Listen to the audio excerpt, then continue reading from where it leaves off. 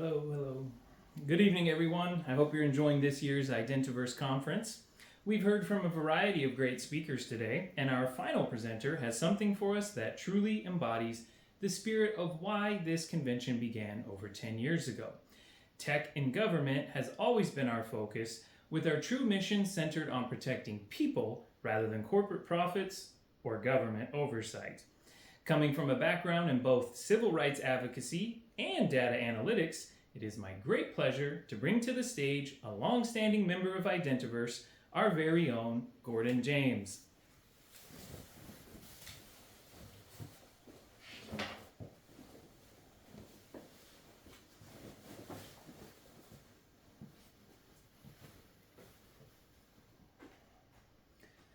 Thank you, everyone. Something is operating behind the scenes of our daily lives, and it's continuing to grow. Rampant violations of our privacy, online security, and very identity are being infringed upon. This isn't just a theory about what could be at stake, but is directly impacting not just our constitutional rights, but more recently, our very freedom. Tonight, we will be talking about relying on technology before it is ready, and why it shouldn't be used to replace human judgment. I want you to understand this looming threat and just how serious it will be. But what options, if any, do we have to slow this threat before it's too late to backtrack? Because that day is fast approaching, and in some ways, may have already arrived. In fact, it's been here for over a decade. You see, about 10 years ago, an hour south of St. Louis, I found myself visiting friends in the town of Cape Girardeau. Said town had recently gotten a casino along the Mississippi River, and since there was nothing else to do there, I figured why not? I'll check it out with them. Now, I don't really spend time in casinos, and of course I'm aware that they always win. But within only the first 30 minutes of being there, the strangest thing occurred. 3 men in suits, along with a uniformed security officer, approached our group at some slot machines and demanded that I come with them immediately. Now, having been let in with my valid ID and knowing I had done nothing wrong, I resisted, even tried to blow them off.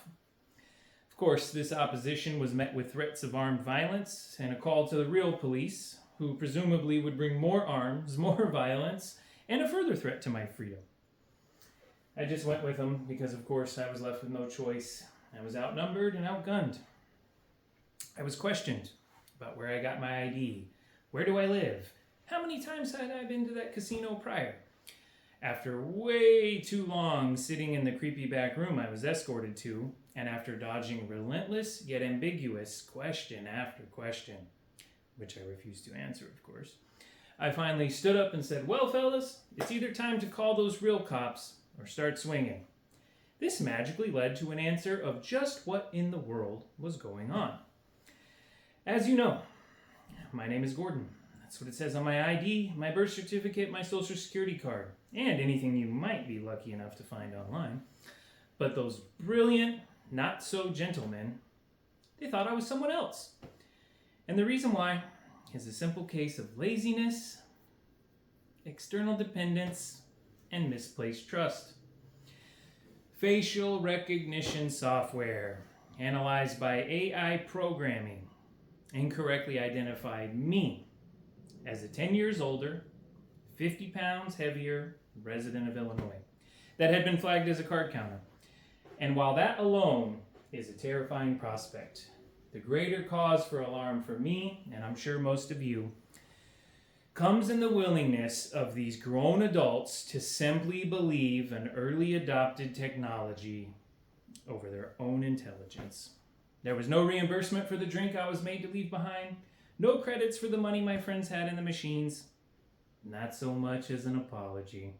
In fact, we were told our time in the casino that night was over, even though we were guilty of nothing. Now sure, I was wearing a hat, and casinos are dimly lit. While what happened to me might be justifiable to some people out there as just an unlikely inconvenience and the price we have to pay for safety, let's look at how this concept has evolved and even intensified, and just how badly it will one day affect you and your loved ones. Let's take just 6 months ago, Fargo, North Dakota. A still unknown woman cashes about $1,000 in fraudulent checks at a local bank. What happened next still just baffles me. Police uploaded screenshots of the bank's grainy video surveillance footage. You should see where this is going, so we'll just jump to the real victim's name. Angela Lips, a grandmother over 1,200 miles away in Tennessee, was targeted by one of these similar AI programs based on only old Facebook photos. Yeah, Facebook photos. She was arrested at home by her local police, held for 2 months, extradited to Fargo, where she remained jailed for another 4 months. She was only eventually let out due to public outcry. Unbelievable, isn't it? Another recent example is 33-year-old Portia Woodruff, the 8 months pregnant woman arrested for carjacking in the next town over. Again, based on poorly matched photos of a similar-looking, skinnier teen suspect. Did I mention she was 8 months pregnant? Yep, still arrested. These rare incidents are becoming more and more common. Now, for anyone out there who thinks that this is a worthwhile tool that will save police forces money, let's consider that unexpected vacation from hell that Grandma Angela unexpectedly took to Fargo. How much did that cost the taxpayers of both North Dakota and Tennessee? Well, I did the math, and it works out to almost $50,000. But that's before the pending lawsuits, which undoubtedly will win and cost you, and you, at least $500,000. And to anyone who is under the impression that the use of this technology actually makes us safer, I urge them to consider the following data. Timothy Gebru, one of our friends over at the Algorithmic Justice League, conducted a study that found Black women and Indigenous women are 40 and 80 times, respectively, more likely to be falsely matched.